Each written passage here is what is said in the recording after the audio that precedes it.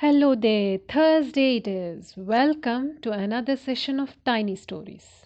Here is a story about how sincere efforts are always rewarded with success. Let's get reading then. Fortune favors the brave. A tiny story. Geeta Madhuri was desperate now. It was the third interview in a row this week, and she got rejected for being too soft spoken. Instead of convincing the board members in a debate, she deviated from the main discussion. The board decided to eliminate her for this. They needed people who would ask the uncomfortable questions. Someone daring, not a meek looking person, who would be a friend to every person he or she interviews. After all, being an anchor to a news channel running news 24/7 needs firebrand speakers, not meek lambs. Geeta Madhuri was just like her name, sweet and exhibiting a friendly aura. She could talk to any person and get them to tell their sorrows and worries within no time. But this was an interview, and they demanded her to be fierce, not friendly. The board members, after finding her friendly, had tried to help her by giving her hints as to how she should conduct herself during the interview.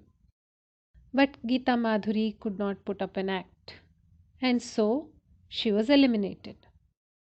The board members were sorry they had to do this. She heaved a sigh of relief that the ordeal was over. Just outside the hotel where the interview was concluding, she met a person who looked like a scientist, with disheveled hair and crumpled clothing. He was struggling to use his new smartphone to make a call. She offered to help. May I help you? Yes, dear, please. The phone should unlock to my face recognition.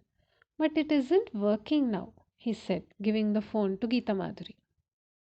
She observed he was wearing shades. Have you tried removing the shades and opened them?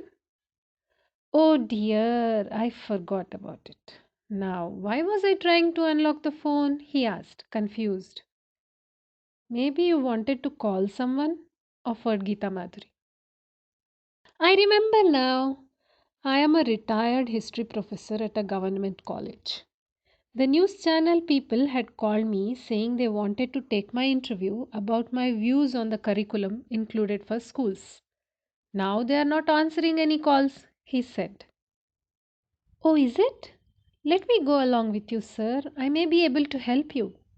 I know whom to contact, said Geeta Madhuri, and walked along with the man, guiding him gently to the receptionist from the news channel. She was entertaining queries from the candidates. Ensuring that the professor was comfortably seated, she inquired with the receptionist. The receptionist informed that he was the person that the news channel members were planning to use for testing and finalizing the candidate who would be hired for anchoring. So it was a mock interview, but they hadn't informed the professor. Geeta Madhuri went back and told the professor that the interview was just a mock event to finalize a candidate. He was greatly disappointed and wanted to leave the place immediately. Geeta Madhuri stopped him and asked, Did they say they would pay you, sir? No, dear. They requested me to come and give an interview. I never knew that people got paid for giving an interview, the professor said. No, sir. I didn't mean to say they usually pay. But if they did, you cannot walk out. If you hadn't signed an agreement and there was no transaction between them and you can walk out right now, she added. Oh, you seem to know a lot. Who are you, my dear child? He probed. I've done my graduation in journalism and had come here for an interview, she said. Oh, how did it go? He asked. I got rejected, sir. Why don't you take my interview and upload it on social media? I want my voice heard on the kind of history that is taught to school children, he added. After half an hour, Geeta Madhuri had uploaded the interview via multiple handles on social media. All her friends and many lecturers from the School of Journalism who watched the interview liked it. They reposted and retweeted it. Within no time, the video went viral. Soon, Geeta Madhuri found out that she needn't be associated with a popular news channel to spread the light of truth. Now, was the tale motivating? I know it is a struggle to get into limelight when you have something to share on social media.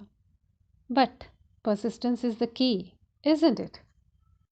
Have you observed that a small gesture, a kind smile, or a small helping hand may sometimes trigger an avalanche of positivity, both for yourself and the others? Miracles are always happening around us.